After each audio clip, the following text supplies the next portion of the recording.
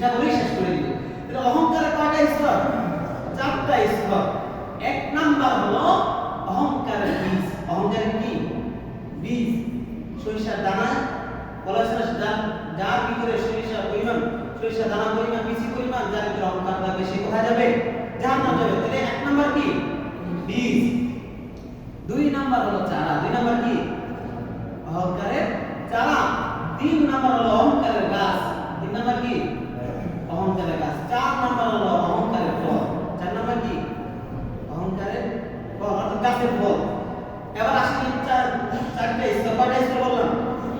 অহংকারের চারটা স্তর। এক নাম্বার হলো বীজ, দুই নাম্বার হলো চারা, তিন নাম্বার হলো গাছ, চার নাম্বার হলো ফল। এবার আসি স্কুলটা। একটু মোরাকাবা করবেন, চিন্তা করবেন, নিজেকে নিয়ে একটু চিন্তা করবেন আপনার ভিতরে অহংকার আছে কি নাই। এখানে বুঝতে পারবেন অহংকারের বীজ কিভাবে হয়। দেখেন, অহংকারের বীজ হলো আপনি নিজেকে চোখগুলো বন্ধ করে যখন আপনাকে নিজেকে নিয়ে চিন্তা করবেন, আপনি যখন নিজেকে নিয়ে চিন্তা করবেন তখন আপনার মনের ভিতরে, কলবের ভিতরে বেশে উঠবে যে আপনার শরীরটা সৌন্দর্য বেশি, আপনার শরীরের ভিতরে আপনার ক্ষমতাটা বেশি, আপনি তো প্রশংসা পাওয়ার যোগ্য, আপনার এরকম গুণ আছে, ওইরকম গুণ আছে ইত্যাদি আপনার মনের ভিতরে বেশি উঠবে। তখন বুঝতে আর বাকি থাকবে না আপনার ভিতরে অহংকারের বীজ রয়েছে। কথা বুঝা আসছে? আপনার অমুক গুণ, তমুক গুণ, এই সেই নানা রকমের বিষয়গুলো আপনার ভিতরে যখন ফুটে উঠবে যে আপনি বড় শিক্ষিত, আপনি বড় ক্ষমতাবান, আপনি অনেক টাকার ধন সম্পদের মালিক, আপনার চেহারা অনেক সৌন্দর্য, আপনি অনেক লম্বা চড়া, আপনার দেহের সুঠাম, দেহের অধিকারী ইত্যাদি যখন আপনার ভিতরে, আপনার মনের ভিতরে ভাসমান হয়ে উঠবে তখন আর বুঝতে বাকি নেই যে আপনার ভিতরে অহংকারের বীজ রোপণ হয়েছে। অহংকারের বীজ রোপণ হয়েছে। অহংকারের বীজ যদি আপনার ভিতরে হয় তাহলে আপনার স্থান ঠিকানা কোথায়? আওয়াজ দিয়ে বলেন, ঠিকানা কোথায়? জাহান্নাম। দ্বিতীয় নাম্বার, যখন আপনি অহংকারের চারা আপনার ভিতরে কিভাবে আছে সেটা কিভাবে বুঝবেন? যখন দেখবেন আপনি কোথায় গিয়েছেন, আপনার কোথায় যাওয়ার পরে আপনার পাশে বসা একজন, আপনি বসে আছেন কিন্তু আপনার পাশে বসা লোক তার প্রশংসা করতেছে, কিন্তু আপনার প্রশংসা করেন আপনার খারাপ লাগতেছে। শুধু তাই নয়, আপনাকে নিয়ে কেউ প্রশংসা করতেছে, আপনি নিজে বলতেছেন আর মনে ভাবতেছেন এই অহংকার, অর্থাৎ এই প্রশংসা করার যোগ্যই তো আমি, প্রশংসা করার যোগ্য কি আমি। এই জিহ্বা দ্বারা আপনি নিজেকে নিজে প্রশংসা করতেছেন যে আমার অমুক গুণ রয়েছে, অমুক ইয়া রয়েছে। এই জিনিসটা যখন আপনার ভিতরে উঠে যাবে যে আমি অনেক সৌন্দর্যের মালিক, আমি অনেক কিছু, এটা যখন আপনার ভিতরে চলে আসবে তখন আর বুঝতে বাকি নেই যে আপনার ভিতরে অহংকারের চারা হয়ে গেছে। অহংকারে কি হয়ে গেছে? অহংকারের চারা হয়ে গেছে। তিন নাম্বার, অহংকারের কি গাছ। যখন দেখবেন আপনার ধন সম্পদ, আপনি কি করবেন? অনেক হয়েছে, আপনার সবকিছু আছে, থাকার পরে আপনার ওই যে বলছিলাম যে কেউ আপনাকে প্রশংসা করে না, প্রশংসা করার পরে আপনার খারাপ লাগছে, তখন আপনি কি করতেছেন? সরাসরি বলতেছেন, আপনি নিজেকে প্রশংসা করতেছেন, দেখো অমুকের কি আছে, অমুকের চেয়ে তো আমার বেশি আছে, অমুকে কালো, আমি সুন্দর, অমুকে ধন সম্পদ নাই, আমার ধন সম্পদ, অমুকে অশিক্ষিত, আমি শিক্ষিত, অমুকে তো তার তো কিছুই নাই, সে অমুক গর্ত থেকে উঠে আসছে, আর আমার তো বংশ মর্যাদা সব দিকটা বেশি। এই প্রশংসা, নিজের প্রশংসা নিজে যখন শুরু করে দিবে তখন আর বুঝতে বাকি নাই যে আপনার ভিতরে অহংকারের গাছ তৈরি হয়ে গেছে। কথা বলেন ঠিক কিনা? অহংকারের কি তৈরি হয়ে গেছে? গাছ তৈরি হয়ে গেছে। তাহলে বুঝুন, বীজ যদি জাহান্নামে যায়, চারা কি জান্নাতে যাবে? বীজ যদি জাহান্নামে যায়, চারা কোথায় যাবে? জাহান্নামে যাবে। গাছ কোথায় যাবে? জাহান্নামে যাবে। চতুর্থ নাম্বার কি বলছিলাম? সময় আছে আমাদের নাকি?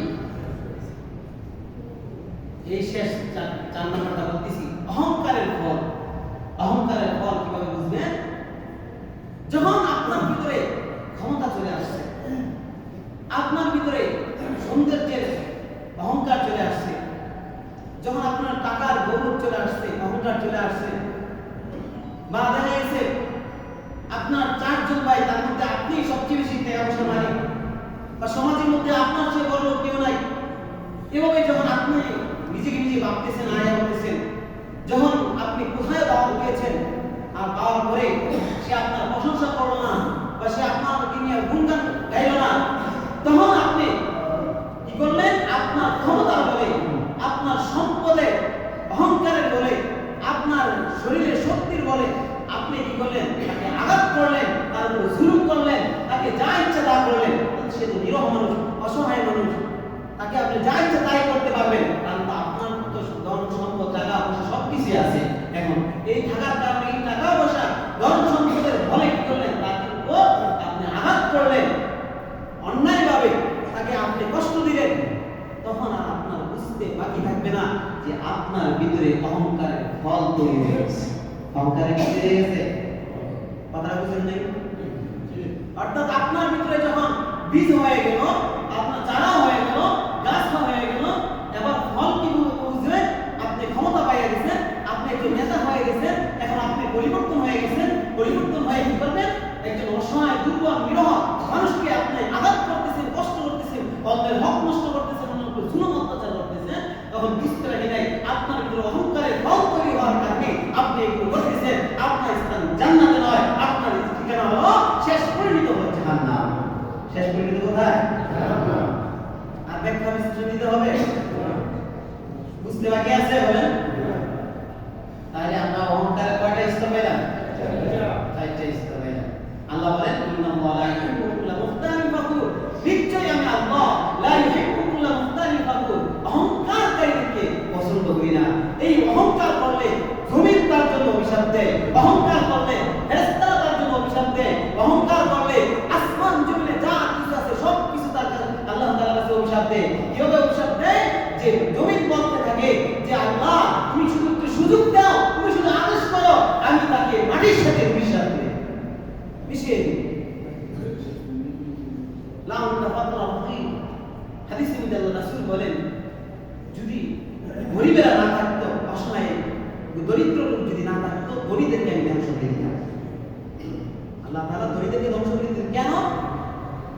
কারণ ধনীরা তো অহংকার বশত তাদের ঈমান শেষ, আমল শেষ, সব কিছু শেষ। এমন লোকদেরকে দুনিয়ার জমিনে রাখার কোনো প্রয়োজন না আছে। বলেন রাসূল বলেন, আমি একজন ব্যক্তি অর্থাৎ সর্বশেষ আল্লাহ আল্লাহ অর্থাৎ আল্লাহ তাআলার কালিমা পড়নেওয়ালা ব্যক্তি যদি দুনিয়ার জমিনে থাকে, যতদিন পর্যন্ত আমাকে ডাকনেওয়ালা ব্যক্তি দুনিয়ার জমিনে থাকবে, ততদিন পর্যন্ত আসমান জমিন যা কিছু আমি সৃষ্টি করেছি সব কিছু আমি দুনিয়াতে রাখবো। যতদিন পর্যন্ত দুনিয়ার জমিনে আমাকে ডাকনেওয়ালা, আমাকে যদি পড়নেওয়ালা, আমাকে মানাওয়ালা, মাননেওয়ালা যদি না থাকে, তখন আমি এই দুনিয়া শেষ করে দেবো, ধ্বংস করে দেবো। কেমন? এবার একটু চিন্তা করে দেখেন যে আপনার ভিতরে অহংকারের বীজ আছে নাকি নাই, নাকি আপনি অহংকারের চারা চলে গেছেন, না গাছে চলে গেছেন, না আপনি অহংকারের ফল নিয়ে চলে যাচ্ছেন। আপনার শেষ পরিণতি কোথায় হচ্ছে? এই জন্য মান তাওয়াযা লিল্লাহ, রাসূল সাল্লাল্লাহু আলাইহি ওয়াসাল্লাম বলেন, মান তাওয়াযা লিল্লাহ ফালাহু রাফাহুল্লাহ। আল্লাহর রাসূল বলেন, ওই ব্যক্তি সবচেয়ে বড় বিনয়ী, যে ব্যক্তি আল্লাহ রাব্বুল আলামিন বলেন জমিনের ভিতরে সবচেয়ে বিনয়ী যে ব্যক্তি, তার সম্মান, তার মর্যাদা আল্লাহ তাআলা আসমানের জমিনের উপরে তার মর্যাদা বাড়িয়ে দেন। সুবহানাল্লাহ।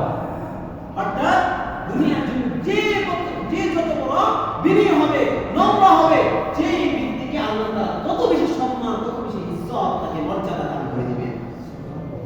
ওমর রাদিয়াল্লাহু আনহু খলিফাতুল মুমিনিন ছিলেন, অর্ধ জাহানের বাদশা, এমন একজন বাদশা, সে তার একটা পোশাকের 18টা সিঁড়ি করে পরিধান করতে।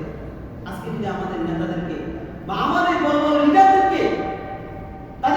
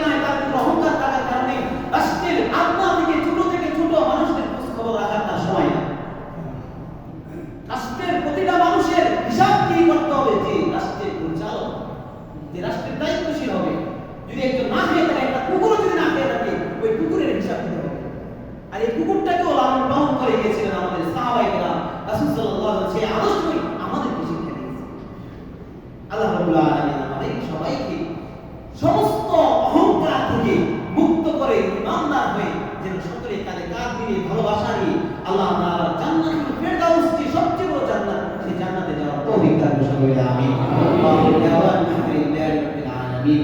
আল্লাহ তাআলা আমাদের সবাইকে কাজ করছেন সবাই কথাগুলো কি